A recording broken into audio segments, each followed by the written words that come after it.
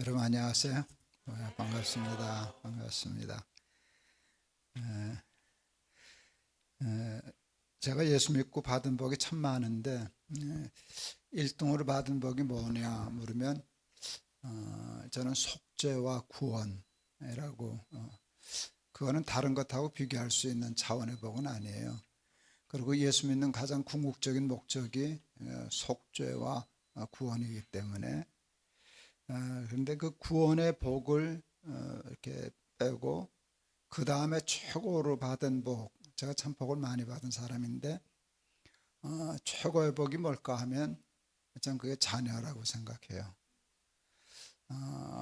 결혼을 하고 자식을 낳는다는 거, 또 자식을 키운다는 거, 그건 얼마나 놀라운 일인지 모르겠어요. 제가 결혼해서 아내가 임신했다는 소식을 들었을 때 그냥 공중부양이 되더라고요. 이게 발이 땅에 안 붙었어요. 뭐 어떻게 설명할 수가 없었어요. 그때 복중에 있는 아직 아들인지 딸인지도 그때는 모를 때인데 그땐 가르쳐 주질 않을 때니까 제가 이름을 미리 지었어요. 김부열. 아비부자 기쁠 열자를 썼어요. 아비의 기쁨이다. 그 이상의 이름을 지을 수가 없었어요. 그리고 그 이름을 참 잘 지었던 것 같아요. 김부열이었는데 자식이 주는 그 행복감이나 만족은 이루 말로 다 할 수 없어요. 저는 지금 손주가 6인데요. 저는 혼자 컸어요. 문효동남 외아들인데 손주가 6이에요. 큰 손녀는 고3이에요.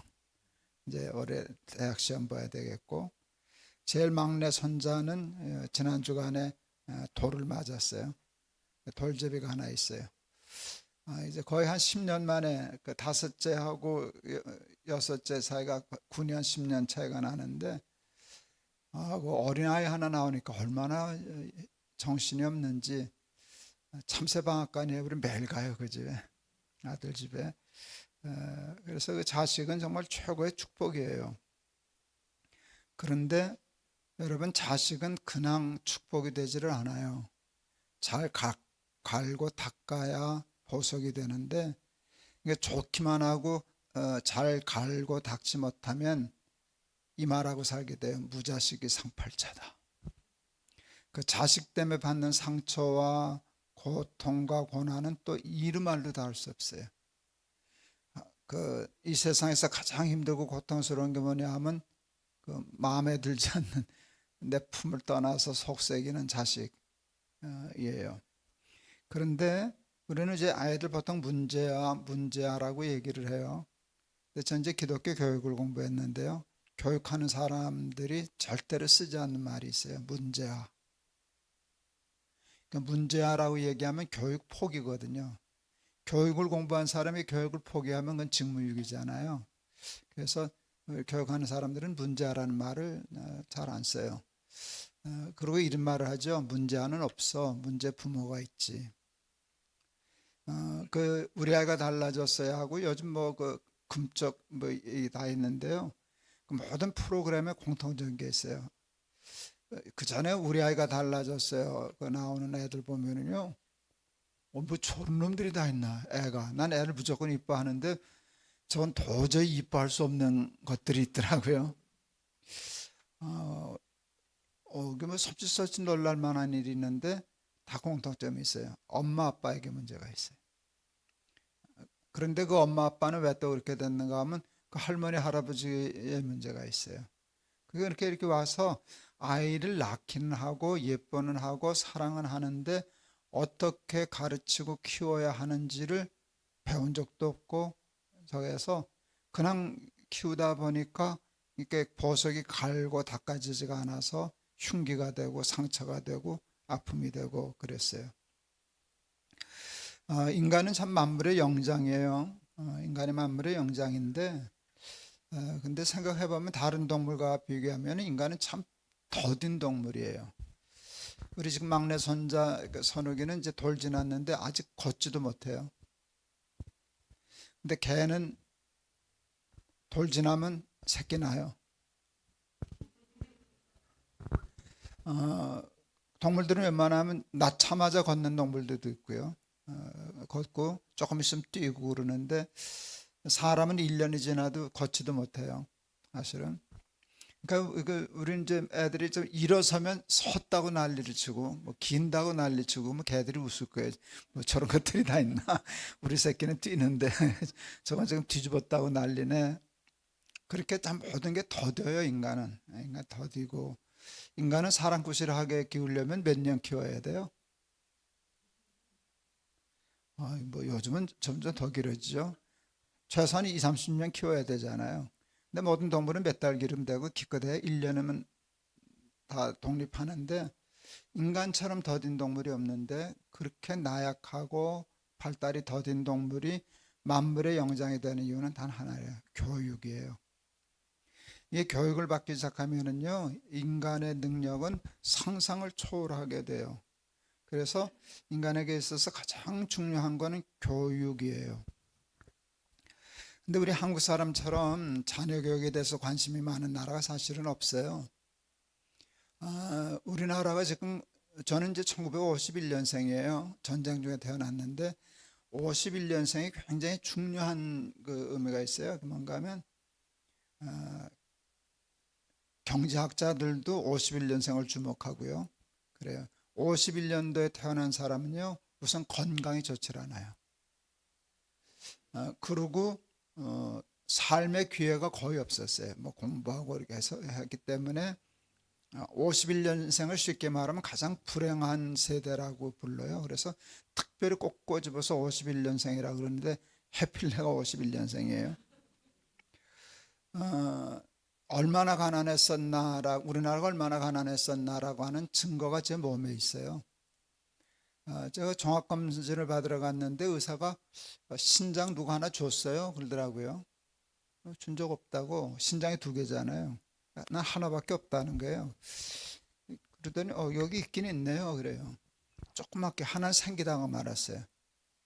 그래서 저는 신장이 하나인 셈이에요. 그래서 굉장히 신경을 많이 써야 돼요. 그 이유를 나중에 알게 됐어요. 고려대학교에 난민들의 그 보건을 연구하는 학자가 있더라고요. 근데 난민들에게서 나타나는 저의 현상이에요. 난민들의 아이들 중에는 저 같은 아이가 많대요. 그러니까 산모가 먹지를 못하는 거예요. 뭐 전쟁 피난 중에 우리 어머니도 그랬지만. 그러니까 아이를 이제 장기를 만들어내야 되는데 그 영양 공급을 못하니까 그러니까 뇌, 심장 이런 것들은 빨리빨리 만들고요. 신장은 하나만 있어도 되니까 됐다고 내보냈다는 거예요. 그래서 이제 51년생들이 되게 건강이 취약해요. 그런 상태들 때문에 어쨌든 그만큼 이제 가난한 때 태어났어요. 제가 지금 뭐 캄보디아나 아프리카 말라위나 이렇게 가난한 나라에 관심이 많아서 여러 가지 일을 하는데 제가 살아났던 시대는 지금 캄보디아나 아프리카 말라위보다 제가 훨씬 더 가난했어요. 내가 살았던 때가 굉장히 가난했죠. 소득이 우리나라가 국민소득이 60년대 100불이 안 됐으니까 태국, 필리핀 이런 나라들이 훨씬 우리나라보다 부자 나라였잖아요. 이제 그렇게 가난했었어요. 초등학교 다닐 때 생활환경조사서라는 게 있었어요. 근데 그 질문이 웃겼어요. 라디오 있냐, 선풍기 있냐, 텔레비전 있냐, 전화 있냐 그런 거 물었어요. 뭐 있으면 부자일게요? 그냥 아무거나 하나 있었으면 부자예요. 그때는 선풍기 하나 놓고 살아도 저 집 부자인가 봐. 선풍기 놓으면 부자였어요. 지금은 뭐 있으면 부자예요? 여러분 대답할 수 없어요. 지금은 우리나라가 어느새 뭐 있으면 부자라고 하는 단계를 넘어섰어요. 세상에 제가 태어나서 여기 이게 70일 넘들까지 단세대의 바닥에서 여기까지 온 사람들은 역사상 저희 세대밖에 저밖에 없어요. 저희 한국의 제 세대밖에 없어요. 그런데 이렇게 한국이 발전하게 된 이유를 세계 사람들이 참 신기하게 생각해요. 전쟁으로 폐허가 되고 아무것도 없고 천연자원도 없는 나라가 어떻게 이렇게 됐나. 그래서 개발도상 국가들이 한국을 연구하러 연구원을 보내요. 오래전부터. 근데 그 연구의 결과는 똑같아요. 한국의 뛰어난 교육열, 한국은 그 뛰어난 교육열 때문에 이렇다 할 천연 자원은 없는데 그것과 비교할 수 없는 인적 자원이 많은 거예요. 한국 사람들은 먹고 남은 돈으로 공부시켜요? 공부시키고 남은 돈으로 먹어요? 안 남으면 안 먹어요. 아주 죽기를 하고 자식을 가르쳐요. 그래서 한국은 이게 교육 수준이 굉장히 높아요. 제가 처음 담임 목회를 할 때 서울대 건축과 나온 집사인데 그 사우디아라비아에 이제 근무하다 왔어요. 그때 이제 오면서 이제 귀국 선물을 사오는데 그 이렇게 조그만 전자계산기, 그게 큰 선물이었을 때예요. 그걸 사왔었어요. 한 개 15불, 13불짜리인데 5개를 사왔어요. 얼마예요? 아직 계산 안 끝나신 분. 우리는 13불짜리 5개 하면 벌써 계산 끝나고 100불 내면 얼마 거슬러 받아요? 35불 이렇게 되잖아요. 근데 사우디아라비아는 그게 안 된대요. 13불짜리 5개를 사고 100불을 내고 35불 달랬더니 가만히 있으라고. 그러고서 이걸 눌러보더래요, 계산기를. 그걸 눌러야 되는 거예요. 한국은 그런 거 아니에요. 그 생선 파는 할머니도 1,300원짜리 꽁치 5마리 하면 6,500원 그냥 나와요. 이게 아무것도 아닌 것 같지만 이게 되는 나라가 세계에 몇 없어요. 이런 교육 때문에, 뛰어난 교육열 때문에 한국에 아무것도 없는 데서 지금 여기까지 온 거예요. 그런데 그래서 우리나라가 지금 잘 살게 됐나요? 그렇지는 않아요. 지나가는 100사람한테 물었습니다. 요즘 어떻게 사십니까? 하고 물었습니다. 뭐라고 대답하는 사람이 많았을까요? 1등 그럭저럭 삽니다. 2등 마지못해 삽니다. 3등 뭘까요? 예. 제가 태어났을 때 6.25 전쟁 때 물어봤으면 다 죽지 못해 산다 그랬을 거예요. 지금 2023년도에 지나가는 100사람에게 똑같은 질문을 하면 1등 그럭저럭 삽니다. 2등 마지못해 삽니다. 3등 똑같아요. 죽지 못해 삽니다. 생활은 많이 변화했는데 삶은 나아진 게 없어요. 그냥 사는 건 여전히 힘들고 지지고 볶고 다투고 싸우고 상처받고, 좀 심하게 얘기하면 지옥 같은 삶을 사는 거는 그때나 지금이나 큰 차이가 없어요. 교육 때문에 세상적인 환경은 많이 바뀌었는데 삶은 바뀌어지지가 않았어요. 왜 그런가 하면 그 생활의 경제 수준을 높이고 그거를 하는 교육은 죽도록 잘했는데 정말 행복하게 잘 사는 교육은 퇴보했어요. 도리어 우리나라가 가난할 때, 옛날 조선시대 때 서당하고 이럴 때, 그때는 영어 가르칠 리가 없지. 영어, 수학, 과학, 이런 거 어느 대학 가냐 이렇게 가르치지 않고, 그때 교육은 사람답게 사는 법도, 예의, 이런 걸 가르치는 거거든요. 근데 요즘은 그거 안 가르쳐요. 대학 가기 바빠가지고. 수학 가르쳐야지, 학원 가야지, 언제 그거 할 길이 있어요. 그래서 그 교육이 없어졌어요. 저는 앞에 얘기했던 교육을 엄밀히 얘기하면 교육이라고 얘기 안 해요. 이건 훈련이지. 영어가 무슨 교육이에요? 훈련이지. 수학이 무슨 교육이에요? 그건 훈련이지. 그것도 능력이에요. 훈련해서 어떤 능력은 쌓이는데 그게 교육은 아니에요. 오늘 우리가 잘 아는 본문의 말씀을 읽었는데 아비들아 너희 자녀를 노엽게 하지 말고 오직 주의 교훈과 훈계로 양육하라. 그리고 이제 자문에 보면 마땅히 행할 길을 아이에게 가르치라. 그러니까 마땅히 행할 길, 그게 주의 교훈과 훈계, 이게 교육이거든요. 이게 마땅히 행할 길을 가르쳐야 애들이 그 길을 가지 않겠어요? 근데 우리는 그런 거 가르칠 틈이 없어. 학원 가야지, 영어 배워야지, 대학 가야지. 그러고 하느라고 그걸 다 밀어놨기 때문에 지금 우리는 뭐 부재인가 하면 교육 부재예요. 아이들을 교육을 할 수 있는 부모가 없어요. 아이들에게 마땅히 행할 길을 가르치는 부모 있을까요? 그냥 돈 벌어서 학원비 대서 학원 보내면 부모의 교육적인 책임을 다했다고 생각하는 게 우리들인데 그것도 해야죠. 애들 학원 보내고 다 그래야죠. 그런데 아이들에게 사람은 이렇게 사는 거야. 사람의 법도가 이런 거야. 아이들에게 예의 안 가르쳐줘요. 요즘 젊은 것들 하고 어른들이 욕은 많이 하는데요. 죄송합니다. 지들이 가르쳐는 주지도 않고 애들이 안 한다고 버릇없다고만 얘기를 하는데 언제 버릇을 가르쳐 줘 봤어요? 버릇이 뭔지를 알기로 해요. 애들이 뭐 배웠어야 저 하죠. 우리는 아이들에게 그런 거 안 가르쳐요.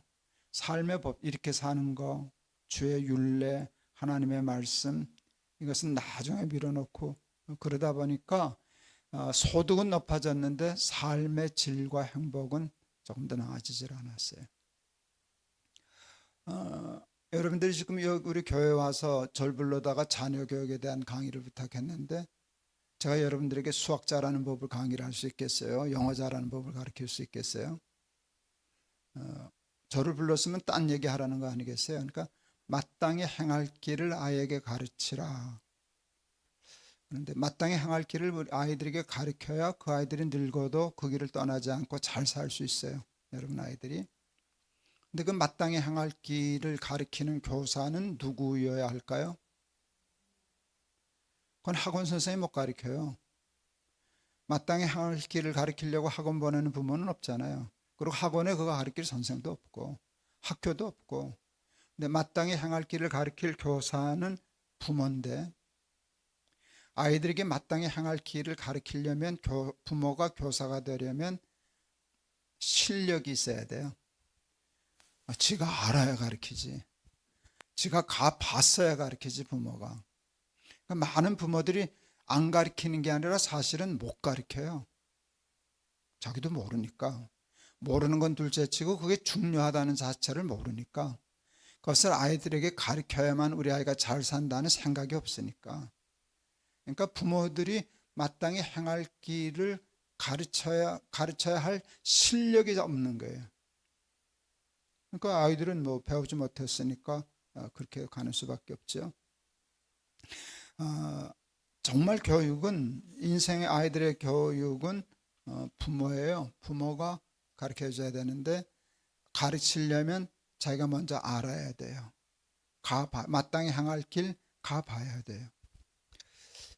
저는 53살에 죽을 거라는 생각을 한 적이 있어요. 저는 뭐 근거가 없는데 그런 느낌 같은 들이 있는데요. 그게 되게 맞아서 저는 정말 53살 됐을 때 죽을 수도 있다는 걸 생각했어요. 그래서 유언을 준비했더랬어요. 아들 세대에게. 근데 그 유언을 제가 이 성경 구절 중에서 하나를 딱 주고 싶었어요. 근데 그게 어렵더라고요. 수많은 말씀 중에 하나를 고른다는 게 참 어렵더라고요. 근데 제가 아이들에게 유언으로 택한 말씀은 요한복음 14장 6절이었어요. 내가 곧 길이요 진리요 생명이다. 그걸 아이들에게 얘기를 했어요. 이걸 아빠가 너희들에게 유언으로 남기고 싶어. 예수님이 길 맞아. 그게 진리 맞아. 거기에 생명이 있어. 첫째, 셋째가 그냥 받아들였어요. 우리 둘째 아이가 어떻게 알아요? 하고 물었어요. 당황스럽더라고. 죄송합니다. 새끼가 애비가 얘기하면 그냥 들으면 되지 어떻게 알아요? 그러는데 당황스럽더라고요. 그런데 그게 반항적으로 이렇게 물은 게 아니에요. 진지하게 예수님이 길이라는 걸 어떻게 알 수 있냐는 거예요. 근데 이게 턱 막혔는데 금방 답을 제가 말했어요. 무의식적으로 나왔어요. 아빠가 가봤지 않냐? 아빠가 가봤지 않냐? 그랬어요. 그랬더니 둘째가 그 자리에서 이게 참 제가 감사하죠. 맞네, 우리 아빠가 가봤네. 마땅히 행할 길은요, 그 강의로 가르칠 수 있는 게 아니에요. 그냥 엄마가 아빠가 그 길을 가면 아이들이 그것을 보면 그게 배우는 거예요. 그리고 그 길을 험난하지만 그 길을 갔을 때 그 모습이 아름답기도 하고 그게 옳다는 것도 알잖아요. 좁은 길이에요. 좁은 길인데 좁은 길이기 때문에 사람들이 잘 안 가요. 십자가의 길이기 때문에 잘 안 가요. 다 넓은 길로 가요. 근데 우리 엄마 아빠는 뭐 어떻게 세상 사람은 다 저렇게 사는데 우리 엄마는 왜 저렇게 살아? 왜 저렇게 힘들게 살아? 그런데 나중에 지켜보다 보니까 엄마 길이 맞았네. 아빠처럼 사니까 좋으네. 이게 정말 좋은데 그게 교육이잖아요. 칠판에 써가지고 암기시키고 시험 보고 그래서 배울 수 있는 건 아니잖아요. 그러니까 여러분이 아이들에게 좋은 교사가 되려고 하면 여러분이 예수를 잘 믿어야 돼요. 그리고 여러분들이 믿음은 바라는 것들의 실상이요 보지 못하는 것들의 증거라 그랬거든요. 아이들에게 믿음을 가르칠 수는 없는데 믿으면 증거가 생겨요. 그건 열매예요. 그 열매는 우리의 삶에 맺히는 거예요. 그거를 얘기할 수 있는 거예요. 믿음을 보여줄 수는 없는데 믿음은 안 보이는 것인데 증거는 보이지 않냐. 내가 가봤잖아. 아빠 지금 이렇게 살잖아. 그랬을 때 아이들이 수긍하고 받아들일 수 있어요.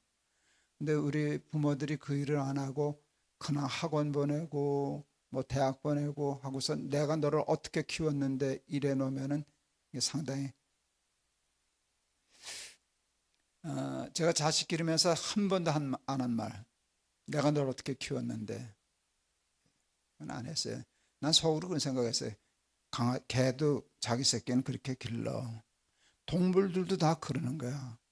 사람이 자기 아이 뭐해서 먹이고 입히고 저거 한 걸 갖고 아무리 애가 속을 썩어도 그거 가지고 유세하는 건 창피한 일이야. 뭐 우리 애들이 나 별로 속썩이지도 않았지만 내가 너를 어떻게 길렀는데 저는 그 생각은 하진 않았어요. 그건 뭐 동물들도 다 그렇게 하는 건데 사람이 자기 새끼 잘 기르는 게 뭐. 그러니까 넌 나한테 뭐 이래야 돼 그런 생각을 안 했어요. 그래서 근데 이제 아이들에게 이렇게 본이 되고 그 삶으로 존경받는 삶이 돼야 아이들에게 마땅히 행할 길을 가르칠 수 있어요. 여러분 오늘 여기까지 강의하고 가도 저는 괜찮아요. 그게 제일 중요한 핵심이니까. 그런데 하나님의 말씀을 우리가 삶으로 가르쳐야 한다. 이게 이제 첫 번째인데요. 근데 그것도 중요한데 어떻게 가르쳐야 하나 하는 애티튜드, 자세가 참 중요해요. 교육에는 자세가 참 중요해요. 오늘 성경에 보면 너희 자녀를 아비들아 너희 자녀를 어떻게 하지 말고, 이게 애티튜드예요. 무엇을 가르칠 건가 하면 주의 교양, 옛날엔 주의 교양과 훈계, 무엇을 가르쳐야 하는가는 그건데요. 그에 앞서 나온 말이 있어요. 노엽게 하지 말아라. 그건 뭘 가지고 있는 줄 아세요? 부모들은 자식을 노엽게 해. 늘 부모는 자식을 늘 노엽게 해서 이 교육을 망가뜨려요. 제가 참 굉장히 좋아하는 하나님의 말씀이 있어요. 요한계시록 3장 20절. 요한계시록 3장 20절. 내가 문 밖에 서서 문을 두드리노니 누구든지 내 음성을 듣고 문을 열면 내가 그에게로 들어가 그는 나로 더불어 먹고 나는 그로 더불어 먹으리라. 하나님이 문을 두드리셔요. 왜? 들어오시려고. 왜? 당신이 떠나 있으면 나는 죽거든. 그러니까 당신을 위해서도 그렇지만 나를 살리시겠다고 두드리시는 거예요. 그럼 들어오시면 되잖아요. 나다 그러고 오시면 되잖아요. 다 너 위해서 그러는 거야. 실제로 그런 건데. 근데 제가 주의한 게 뭔가 하면 문 밖에 서서 기다린다는 말씀이 참 와닿았어요. 두드리고 내가 열면 들어갈 거야. 이건 우리 부모들이 자식을 교육할 때 배워야 할 가장 중요한 핵심이에요. 부모들은 기다리질 않아. 들어가야 그거 아이를 위한 거니까 두드리지도 않지. 그냥 문 탁 열고 들어가지. 놓고 나고 들어오지. 뭐 내가 너한테 놓고 하고 들어가게 생겼냐? 그러고 들어가는데 왜냐하면 자식을 위한 거니까. 근데 아이는 그게 무례하다고 느끼는 거예요. 교육하는 데 있어서 가장 중요한 자세는 사랑이에요. 사랑이 없으면 교육이 이루어지질 않아요. 그런데 부모는 자식을 사랑해요, 안 해요? 해요. 근데 사랑하는데 사랑할 줄은 몰라. 말이 좀 달라요. 사랑은 하죠. 근데 사랑할 줄을 몰라.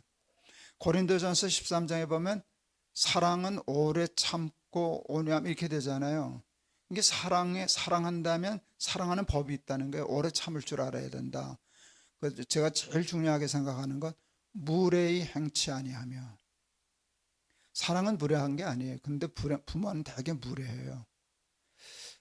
제가 하나님이 문 밖에 서서 두드린다 그러셨을 때 제가 너무 감동을 받아서 거기다 썼어요. 성경 구절에 하나님의 예의. 난 걸 하나님의 예의라고 풀었어요. 왜냐하면 사랑하시니까. 사랑은 무례한 게 아니니까. 근데 우리는 예의를 얘기하면 대개 자식이 부모에게, 애들이 어른에게 이것만 얘기해요. 왜? 애들도 어른에게 예의가 있어야지. 근데 어른도 아이에게 예의가 있어야 된다는 것을 부모는 어른은 몰라요. 부모들이 자식에게 얘기할 때 애들이 그 말이 옳다는 것도 다 알아요. 자기를 위해서 그런다는 것도 되게 다 알아요. 그래도 그것들이 말을 들어야 안 들어요? 왜 안 듣게요? 중이기 때문에, 사춘기이기 때문에? 아니에요. 그것도 이유가 있겠지. 제가 찾아낸 건 이거예요. 우리 어른들, 부모들은요, 옳은 말, 좋은 말을 기분 나쁘게 하는 은사가 있어요. 무례해. 부모는 대부분이 무례해. 왜 그런가 하면 조급해서 그래요. 애가 잘못될까 봐. 그리고 부모는 그래도 된다고 우리는 배워왔어요. 우리는 그걸 배우질 못해서. 그래서 좀 유교적인 게 다 좋은 것도 참 많은데 이제 그런 면에 좀 그래요. 부모나 자식이나 사실은 다 평등한 거예요. 선생과 학생들 다 사실은 평등한 거예요. 근데 우리는 예의를 가르칠 때 수직적인 예의만 너무 가르쳤거든요. 부모도 자식에게 예의를 갖춰야 하고 자식도 부모에게 예의를 갖춰야 되는데 우리는 예의라는 것 자체를 배우질 않았어. 요즘 세상에. 그래서 버릇이 다 없어. 근데 버릇 없는 애들은 그 버릇 없음을 누구한테 배웠는가 하면 엄마 아빠한테서 배웠다. 엄마 아빠는 늘 자기에게 버릇이 없거든. 이 말 자체가 생소하잖아요. 부모가 자식에게 버릇이 없다. 이런 말을 우리는 안 쓰잖아요. 근데 대부분 부모는 자식에게 버릇이 없어요. 그래서 애들이 많이 노여해. 언짢아. 그러니까 듣기가 싫은 거예요. 듣기가 싫은 거예요. 자녀를 교육하려면 두 가지를 여러분이 욕심내야 돼요. 삶이 반듯해서 삶으로, 그래서 아이들에게 존경을 받을 수 있어야 돼. 우리 엄마 참 훌륭해. 우리 아빠 좀 근사해. 우리 아빠 멋있어. 난 우리 아빠처럼 될 거야. 이게 돼야 교육이 가능해지는 거예요. 그렇지 않으면 교육 불가예요. 우리 학교 다닐 때도 요즘 애들도 그런지 몰라. 친구들끼리 있으면 자기 아버지 얘기할 때 우리 보통 꼰대라는 말을 써서 우리 꼰대가. 나는 우리 아버지 한 번도 내가 꼰대라고 부른 적이 없어요. 우리 아버지 근사했거든요. 초등학교 4학년 중퇴 학교 수위 가난한 사람이었는데 우리 아버지는 근사했거든. 뭐가 근사했는가 하면 수인데도 선생을 때려줬어. 후딱하면 때리더라고 우리 아버지는. 그러니까 선생이 좀 내가 선생이라고 수위 깔보고 그렇게 하면 묻지도 않고 때리는 거예요. 그 근사하더라고 나는. 그런 면들이 이제 그런 것이 있어서 나는 우리 아버지를 꼰대라고 못 불렀어. 그리고 자기 아버지를 꼰대라 그러냐. 근데 세상에는 아비보다 꼰대들이 훨씬 더 많아요. 애들이 존경할 구석이 없는 거예요.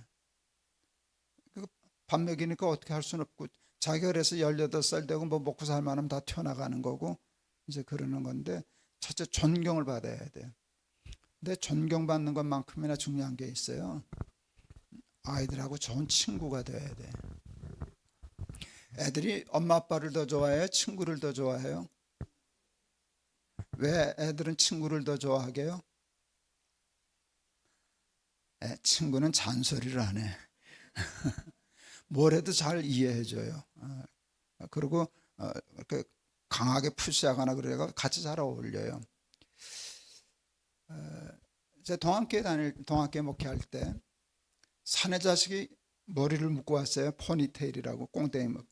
그게 나는 참 불편했어요. 사내 자식이 머리를 묶고 다니냐. 저건 우리 교회 물 흐리러 들어온 미꾸라지 새끼다 라고 봤어요. 그런데 저는 뭐가 있는가 하면 한 번 더 생각하는 훈련이 돼 있어요. 저 우리 교회 물 흐리러 들어온 미꾸라지 새끼지. 이거를 한 번 더 뒤집어서 생각하는 거예요. 한 번 더 뒤집어 생각하니까 에이, 머리 깎고 나간 놈보다 묻고 들어온 게 낫지 뭐. 그런 생각이 드는 거예요. 그러고 보니까 참 달리 보이는 거예요. 저 자식이 내가 불편해하고 곁눈으로 보는 거 알 텐데도 그래서 다른 애들은 꼴 보기 싫어서 안 오는데, 그 눈치 받기 싫어서 안 오는데 저 자식은 대단한 놈이다. 그가 개의치 않고 온 걸 보니까 괜찮은데, 이제 그렇게 보기 시작했어요. 한 달을 지켜봤더니 내 눈이 변하더라고요. 그게 어울리는 거예요. 어울리는 게. 그래서 내가 아내한테 그 대가리 동그란 자식이 머리 묶고 다니니까 이쁘더라. 우리 마나님, 당신도 동그란데 한번 묶어 보시지. 그 말밖에 한 적이 없어요. 근데 그 말하고 그걸 뭐 누구한테 얘기하겠어요? 뭐 얘기할 거리도 아니고. 그런데 그 이후로 우리 교회 머리 묶은 자식들이 떼거리로 몰려오기 시작했어요. 애들이 냄새를 하는 거예요. 분위기를 하는 거예요.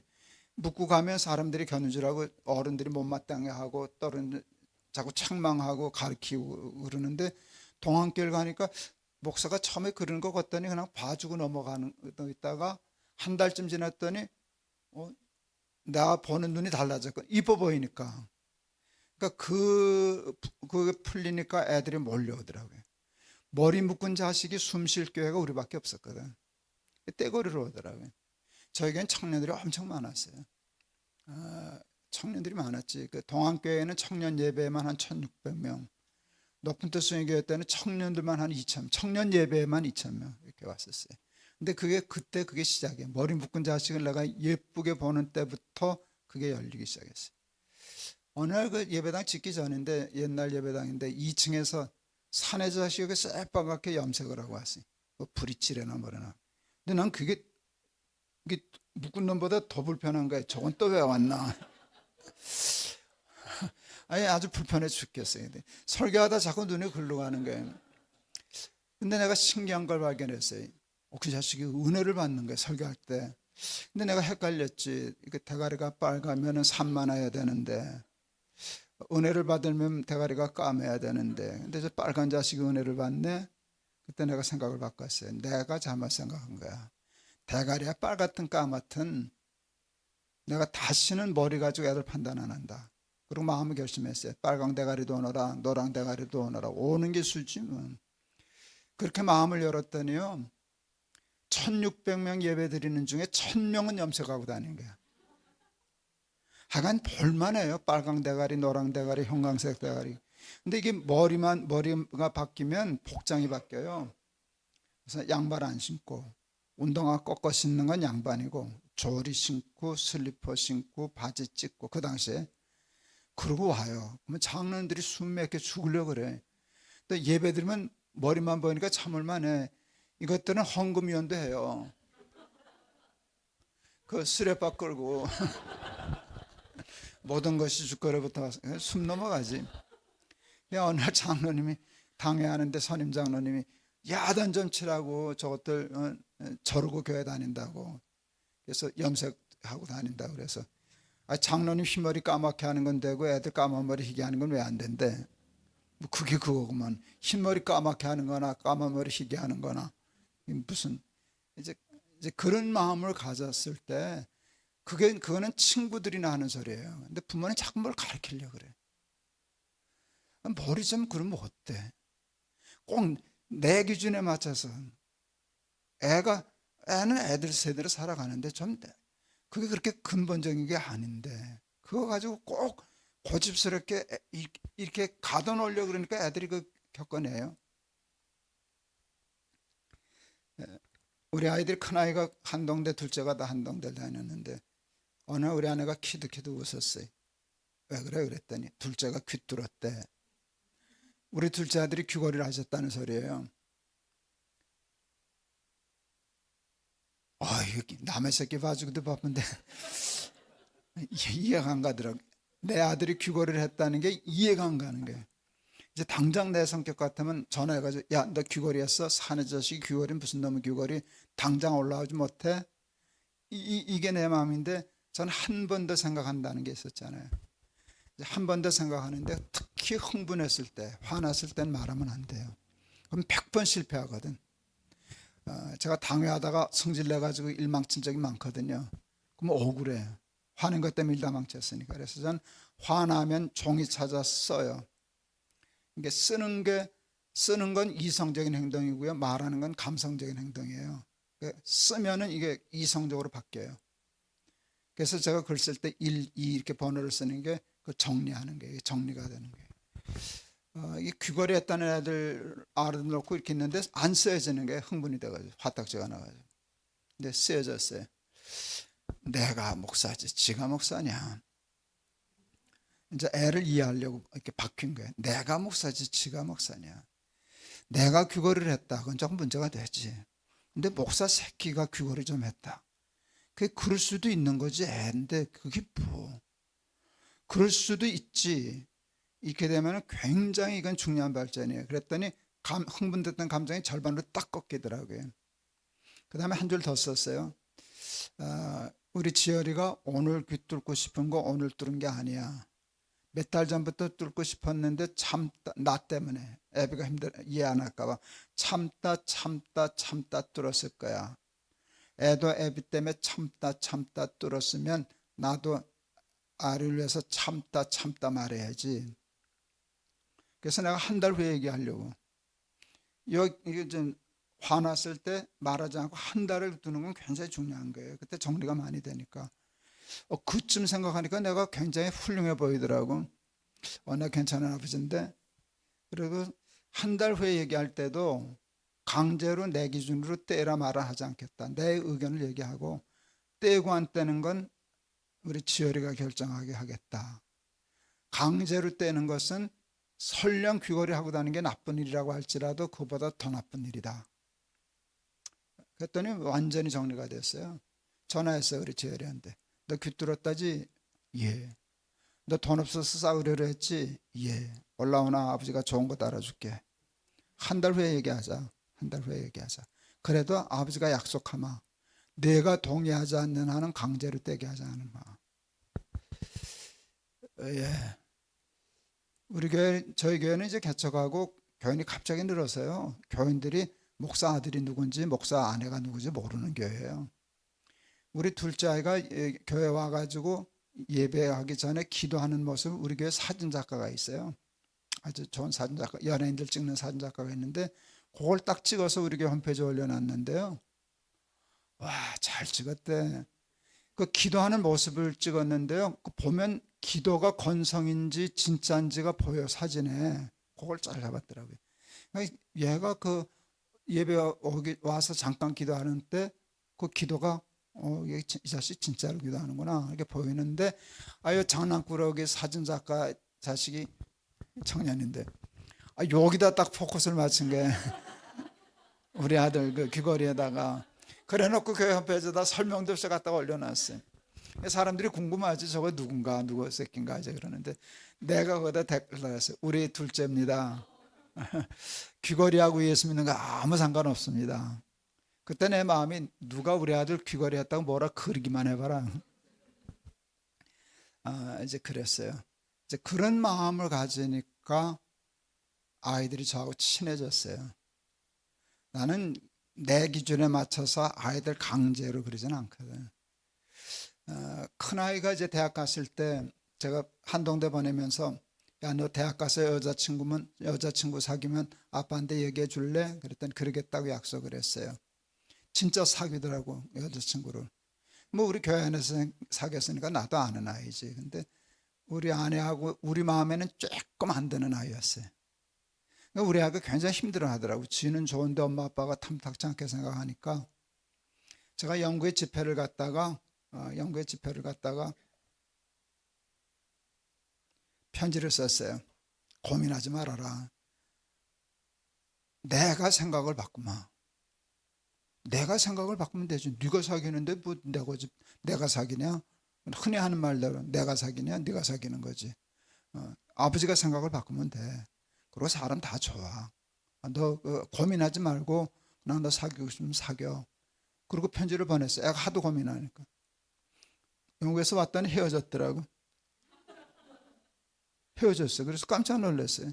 내가 헤어지라고 쓴 편지가 아니잖아. 그랬더니 큰아이가 이렇게 얘기해 줬어요.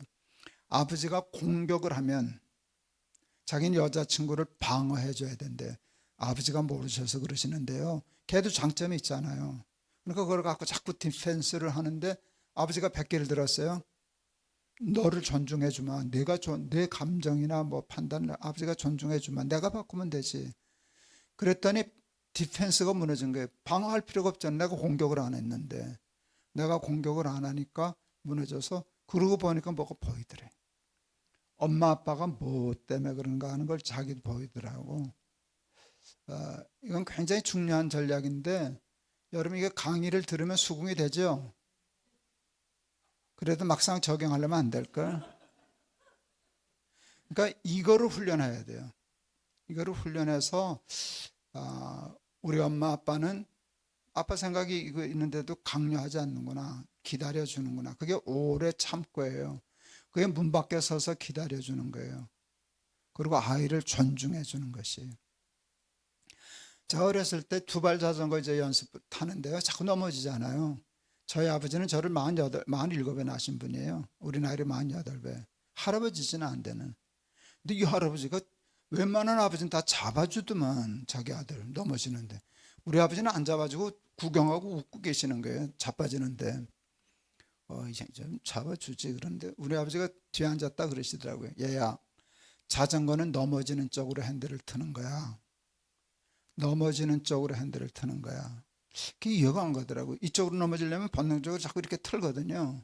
그럼 자빠지더라고. 뭐 자빠지는 건 뭐 겁이 안 나니까 뭐 그까짓 거. 그래서 한번 해봤어요. 어차피 넘어지는 거니까 넘어지는 쪽으로 핸들을 틀었더니 이게 안 넘어지더라고요. 그러니까 넘어지는 쪽으로 핸들을 틀어서 그 다음에 다시 이렇게 움직이는 거예요. 저는 그래서 자전거를 우리 아버지 얘기 듣고 배웠어요. 근데 그게 제가 자식을 키우는 그게 됐어요. 뭔가 하면 아이들 넘어지는 쪽으로 핸들을 틀어야 돼. 나는 지금 이쪽으로 애들 가려고 하는데 이놈이 일로 가잖아요. 일단 글로 같이 가주는 거예요. 일단 같이 가주는 거예요. 그렇게 하면 애가 앱에 따라서 일로도 와요. 근데 우리는 강제로 일로 가면 안 될 것 같으니까 일로 가야 돼, 일로 가야 돼 하니까 애들은 자기 자존심도 있고 독립성도 있기 때문에 강제로 하면 반발하는 게 있거든요. 그 반발 기술을 늘 생각해야 돼요. 그래서 아이하고 그냥 글로 갔다가 또 오면 되는 거지. 제가 이제 아이들 기르면서 아들만 셋인데 제가 어느 날 우리 아내한테 그랬어요.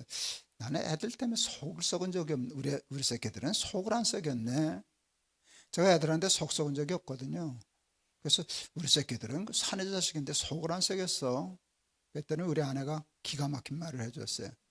애들이 속을 안 썩였나? 당신이 안 썩었지. 나는 안 썩었어요. 왜요? 애들이 그런 거지 뭐. 그러면서 크는 거지. 저희 아버지가 초등학교 4학년 학력밖에 안 돼요. 학교 수유하시던 분이에요. 그리고 48살에 우리 아버지는 1904년생이야. 그러니까 옛날 분이잖아요. 옛날 분인데 얼마나 사고가 신신인지 몰라요. 제가 잘못하면 때려요. 잘못하면 그걸 넘어가는 법이 없어. 딱 몽둥이 들고 와. 그러는데 물어요. 몇 대 맞을래? 그걸 뭐하러 몇 대씩 맞아? 한 대 맞는다 그러죠. 그러면 딱 한 대만 때려요. 내가 한 대라 그랬으면 꼭 한 대만 때리는데 그 한 대를 다시는 맞고 싶지 않아. 아주 따끔하게 때리는 거예요.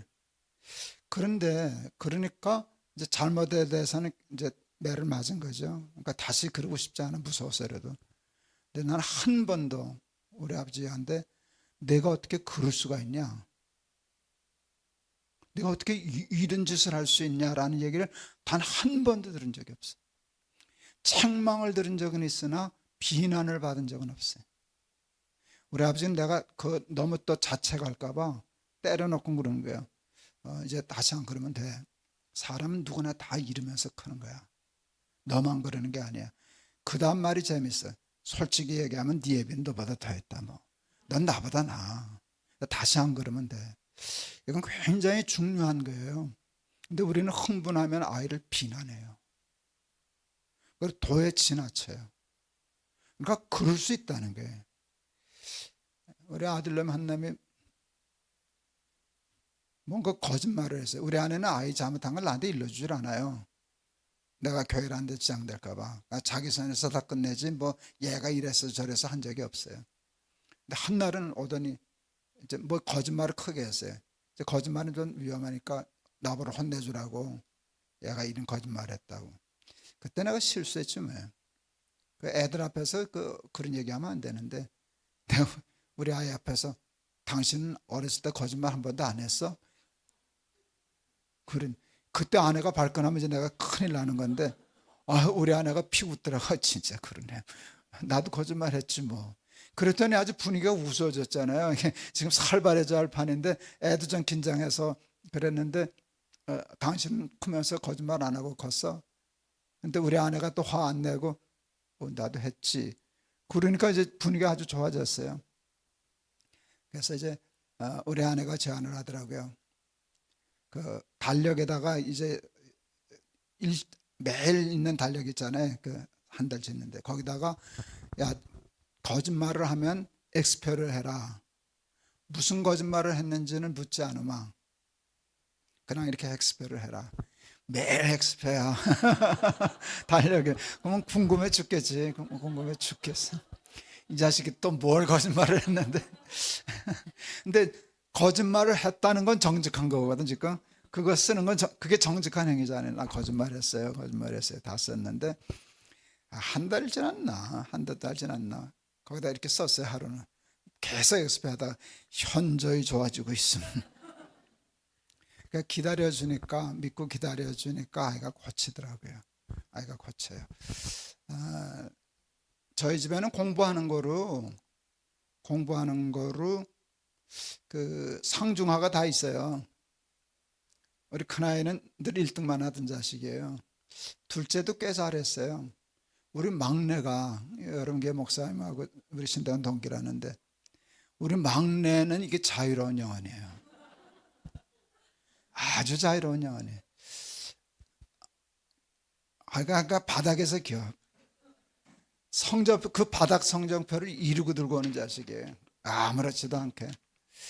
난 뭐 성적표 잘 안 보는데 어느 날 보다가 제가 그래서 야 이건 죄다. 어떻게 이런 성적, 야 이건 죄야. 그랬더니 웃더라고요. 근데 그랬지. 근데 수능을 봤더니 점수가 안 나오지. 뭐 당연히 안 나오지.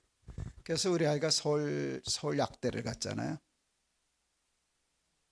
모르세요? 서울에서 약간 떨어진 대학을 약대라 그러더라고요. 그 아주 옛날 코미디인데, 아재 개그인데. 서울에서 상당히 떨어진 데는 상대, 제법 떨어진 데는 법대. 그런데 우리 아이는 그래도 상대 법대 안 가고 약대를 갔으니까 뭐. 서울에는 원서를 낼 수가 없었어요. 그러니까 자기도 충격을 받았어요. 지 공부하는 생각은 안 하고 지가 그렇게 바보는 아니라고 생각하니까 설마 이 정도야 됐으랴 했었는데, 그날 집을 안 들어오더라고요. 집을 안 들어오고 나한테 메일을 보냈어요. 아빠 내가 부끄러우시죠? 아빠 내가 부끄러우시죠? 그때 제가 답을 참 기가 막히게 잘 썼어요. 근데 그게 내 진심이었으니까. 공부를 좀 잘하면 좋겠다는 것 뿐이지, 공부를 잘하면 내 새끼고 못하면 남의 새끼냐? 자기 새끼가 공부 좀 못했다고 수능 좀 떨어졌다고 그걸 부끄러워하는 애비가 부끄러운 놈이지, 난 너 안 부끄러워. 그날로 튀어들어오시더라고요. 예, 난 정말 그렇게 생각했어요. 근데 부모들이요, 자식을 자기의 무슨 면류관 자랑으로 그렇게 키우는 경우가 많아요. 자식은 그런 게 아니에요. 그냥 그대로 인정해 줘야 돼요. 그리고 아이들한테 일러줘야 돼요. 내 모습 이대로잖아요. 자식도 있는 그 모습 그대로 존중해주고 인정해줄 줄을 알아야 되는데, 꼭 1등 해야만 해주고 꼴등하면 밤낮. 우리 아내는 나는 한 번도 그런 학교 못 가봤는데, 소위 말하면 우리 아내는 고등학교 1, 2고등학교 출신이거든요. 그러니까 거기 이제 친구들은 뭐 서울대 몇십 명씩 가고 이제 이런 학교 다녔어요. 그러니까 자기 친구들 중에는 공부 잘하는 애들 참 많았어요. 근데 자기 친구는요, 전교 1등 안 하면 매 맞는 애가 있었대, 엄마가. 그러니까 전교 2등만 해도 때렸대요, 1등 하라고. 난 그 여자 가서 패주고 싶더라고. 그건 진짜 그건 막 1등 하면 좋지만 왜 애를 그렇게 뭐라고 그렇게 되면 애가 불행해지거든요. 그게 정신의 건강 상태가 아주 나빠져요. 그래서 결국 죄송하지만 그 친구 굉장히 불행해. 뭐 서울대 다 나가고 그랬지만 생이 행복하지는 않더라고. 그렇게 인생이 상처받았는데 자식을 여러분의 자랑으로 그렇게 키우지 마세요. 그냥 있는 그대로. 우리 막내가 난 뭐 근데 그놈이 신대원을 들어갔어요. 여러분 우리 아들 그때 신대원 들어갈 때 목사님 그때 몇 대 1이었어요? 그치? 6대 1이고 보통 사수해야 들어간다 그럴 때였어요. 우리 아들 재수해서 들어갔거든. 그 공부 안 하던 자식이. 우리 아내 그냥 소리를 버럭버럭 놀래가지고 김정렬이 신대원 들어갔다고. 가야 되겠다고 맘먹으니까 하더라고. 하니까 결국 들어가더라고요. 그런데 그 아이가 가장 창조적이에요. 걔는 유치원을 아주 좋은 유치원을 나왔어요. 거기 뭐야 헐리우드 극장이 있는데 그 대학이 여자 대학이 난 자꾸 이제 동덕인지 덕성인가 동덕인가 둘 중에 한 번 헷갈리니까 계속 헷갈려. 거기서 하는 유치원이에요. 근데 그 유치원 그 교장인가 이사장이 그 외국인이에요. 그 이사장의 그 며느리가 미국 여자인가 그러는데요. 그 유치원은요, 그 대기자 명단이 있는 유명한 유치원인데 대기했다고 우리 아가 들어갔어요. 정렬이가 우리 막내가. 근데 이 유치원은 우리 아이는 한 달을 가는 동안 교실을 안 들어갔어. 모래밭에서만 놀다가 와. 근데 죄송합니다. 이놈 선생님들이 들어오라 소리를 안 하는 거야. 애가 저기서 놀고 있는데 하루 이틀도 아니고 밤낮 모래 장난하다가 그 모래 속에서 조개 껍데기 주워 넘어갔다 해주고 우리 아내 얼마나 미치겠어요. 선생님한테 얘기해도 그냥 내버려 두라는 거예요. 한 달 만에 들어오시더라고 우리 아들로. 그런데 거기는요 수업을 그 과목 시간표 짜서 하지 않아요. 그 한 교실 안에 뭐 어느 그림 그리는데 뭐 어디는 뭐 공 갖고 노는데 뭐 이런 코너를 많이 해가지고 지들이 돌아다니다가 하면 거기서 수업이 이루어지는 거예요. 어느 날 가보니까 우리 아이는 마당에 피구 라인을 그려놓고 공을 갖다 놨더라고.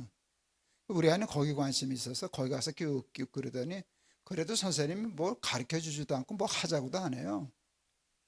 궁금하니까 선생님 이건 뭐예요? 그러니까 그거 피구야. 물은 것만 대답해줘요. 피구야. 그리고 더 안 가르쳐줘. 어떻게 하는 거예요? 피구가 뭐예요? 그러니까 피구를 설명해줘. 어떻게 하는 거예요? 이렇게 하는 거 설명해요. 그래도 안 해. 언제까지? 우리 한번 해봐요. 그럼 그때 피구 게임이 이루어지는 거예요. 그런 유치원을 다녔어요. 참, 진짜 교육적이에요. 우리는 너무 강제적으로 주입식으로 콕 깨가지고 끌고 다니니까 달달달달달 뭘 외우기는 하는데 스스로 판단하고 행동하고 뭐 만들어낼 수 있는 능력이 참 없어요. 우리 아이가 목사인데 요즘 옷가게를 하거든요. 빈티지 옷가게. 이것도 그 자식이고 이 속에도 그 자식이고 신발도 그 자식 신발. 예. 이제 한 6, 7년 됐는데 옷가게를 꽤 잘해요. 꽤 잘해요. 걔는 인스타에다 걔는 옷 박사예요. 고등학교 때 가방에 교과서가 없고 패션 잡지가 있던 자식이니까 약간 빠삭해. 모든 옷에 대해서 그 디자이너가 누구였는지 그게 어느 회사에다 어떤 영향을 끼쳤는지 그래서 무슨 옷이 나왔는지 그거 읽으면 재밌어요. 옷에 대한 얘기도. 걔는 인스타그램에 매일 하루에 한 5개씩 글을 올려요. 그게 그의 장사 미천이에요. 그러니까 그냥 모를 때는 안 사게 되는데 그 옷이 그런 옷이었어? 그러면 흥미가 있잖아요. 그냥 잘 팔아먹어요. 그걸 6년 동안 한 게 걔 재산이에요. 그래서 적자를 안 봐야 걔는 언제나 장사를 잘하는데 그게 해킹당했어요. 그 영국 어디 유럽적인 것 같아요. 유로 쓰는 나라에서 그걸 해킹하고 딱 걸어버리니까 안 열리는 거야. 로그인이 안 되는 거야. 그게.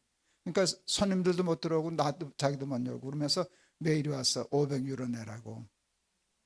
500유로.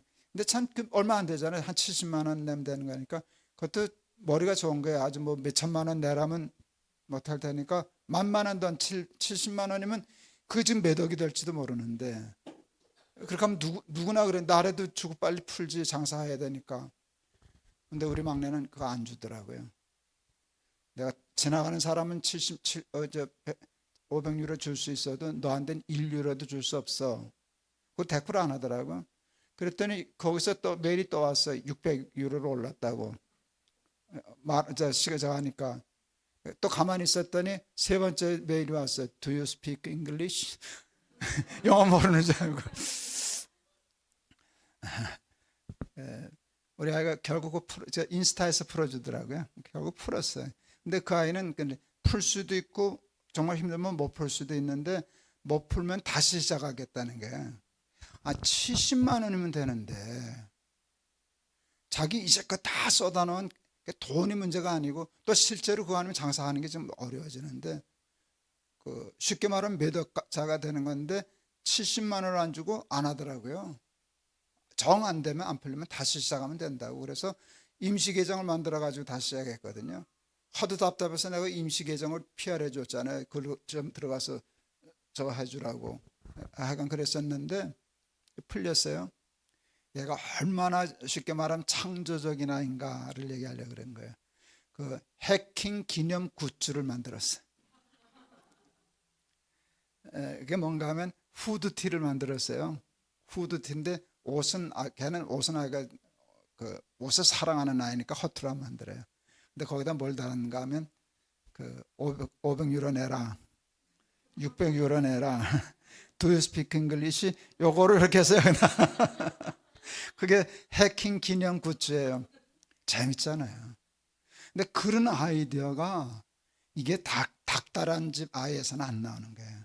자유로운 영혼, 사랑받은 아이, 비난받지 않은 아이는 창조적인 아이가 되더라고요. 예, 우리 큰아이는 공부 잘해서 대학 교수 됐어요. 둘째 영어하고 제법 잘해요. 열심히 해요. 막내 주일날 교회도 하고 자유로운 영혼이야. 자유로운 영혼이. 반바지 입고 조리 신고 수염만큼 기르고 예배 드려요. 또 성찬식도 해. 그래서 근데 왜 그러냐 그랬더니 그래야 그런 쪽의 사람들도 예수 믿게 할 수 있지 않냐. 이제 그런 마음 갖고 해요. 근데 어쨌든 근데 그러고 사니까 사는 거 행복하지 뭐. 그래서 예전에는 우리 시대 때는 좋은 대학 못 가고 그렇게 하면 살 길이 없었어요. 그러니까 부모가 그렇게 닥달할 만도 하지. 저거 바꿀까 봐. 근데 요즘은 뭐 하나 잘하면 되는 시대이기 때문에 우리 아들 대학 교수야 자랑하려고 애들 패고 그러면 안 돼요. 닥달하지 말고 조금 친구처럼 해주고 너그럽게 받아주고 그 다음에 내 아는 자식들에게 존경받게 예수 믿고 싶어 할 만큼 나도 우리 아버지처럼 예수 믿어야 되겠다. 엄마처럼 저렇게 살아야 되겠다 할 만한 그런 삶을 살면 그게 노엽게 하지 말고 오직 주의 교양과 훈계로 자식을 양육하라 하는 말씀을 이룬 것이 아닐까 싶어요. 그렇게 키웠더니 아들만 셋인데 제가 받은 복 중에 최고는 자식과 사이가 좋은 거예요.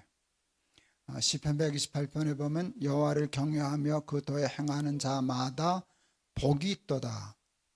그리고 손이 수고한 대로 먹을 것이라 복되고 형통하리로다. 그 다음에 내 집 내실에 있는 내 안에는 결실한 포도나무 같으며 그 다음에 상에 둘린 자식은 어린 감람나무 같으리로다. 상에 둘렸다는 말은 부모하고 사이가 좋다는 거예요. 그리고 자식들 형제들끼리도 사이가 좋다는 거예요. 저희 집은 지금 그래요. 근데 그거를 보고 사는 것만큼 기쁜 일은 없어요. 근데 그게 우리 부모가 자식들을 잘 주의 교양과 훈계로 양육할 수 있는 실력 있는 교사가 될 때 이루어지지 않을까 싶어서 그런 부모들 다 되시기를 바랍니다. 예, 기도하겠습니다. 하나님 감사합니다. 우리 예비하는 교회 우리 부모님들 그 자녀들을 축복해 주셔서 엄마 아빠가 좋은 인생의 신앙의 교사가 되어 정말 훌륭하게 아름답게 행복하게 근사한 삶 살아가는 자녀를 키워내는 부모 되게 하여 주시옵소서. 예수 그리스도 이름을 받들어 기도하옵나이다. 아멘.